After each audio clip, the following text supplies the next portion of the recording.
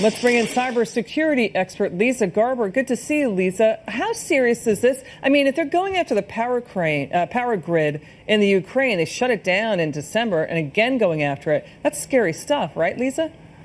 This is very scary stuff. And you're talking about, the new war front for the future. This is the war front happening today. It happened last month in May. And part of the U.S. concern is we're looking at our infrastructure. We're looking, we've been talking about the security of our election systems.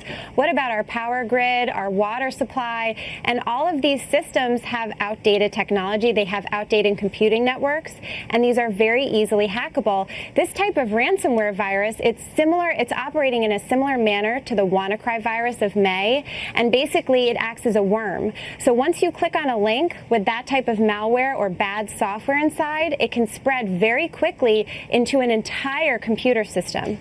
And then they say we're going to hold your data hostage unless you pay us in bitcoins, right? Is that how it works? Exactly. So ransomware basically holds your data hostage. Part of the problem is that once you click on that link or you open that file, you've then encrypted your entire system, and you have to, quote unquote, pay the ransom. You have to pay in Bitcoin, which is an anonymous currency. It operates entirely online. The problem is if you actually pay it, there's no guarantee that you're going to get the encryption code. These are criminals, right? And the other issue is if you do pay it, you're now put on their list that you are a paying victim.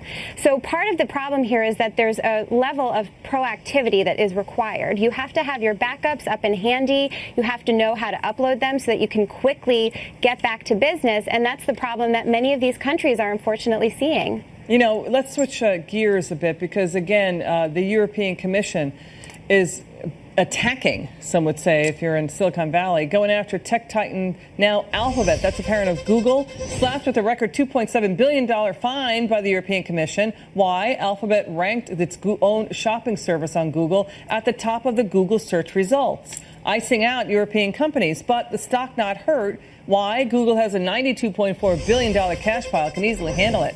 Google's parent company, Alphabet, closing the day slightly in the red. This is a huge fine. What is the European Commission's message here? It's a huge fine, although to put it into perspective, it's a little over 2% of Google's actual annual revenue. So for them, it's small. But in the scheme of things, the EU is really trying to hold companies. They're trying to regulate them better to understand the digital atmosphere.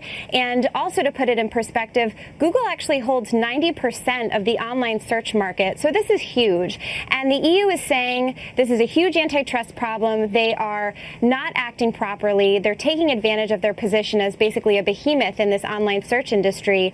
And they're not treating consumers fairly. They're blocking their right to see all different kinds of vendors, and in this specific case, shopping.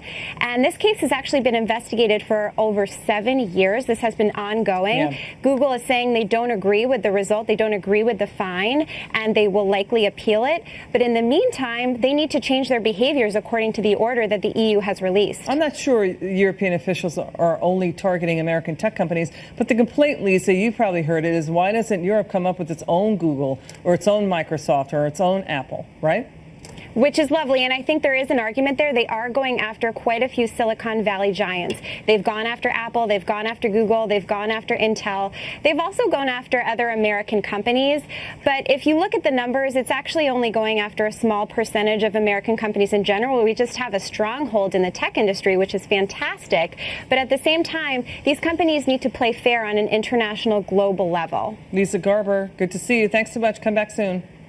Thank you.